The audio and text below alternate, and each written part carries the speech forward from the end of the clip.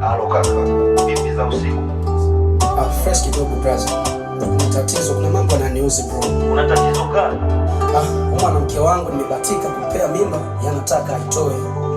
Mke wako ni mjinga, jue mtoto ni baraka. Shamkabidhi kila kitu bora, linde mimba yangu. Yanaona mtoto sio maana, lengo lake atoe mimba. Ni wangapi wanahitaji mtoto wajampata?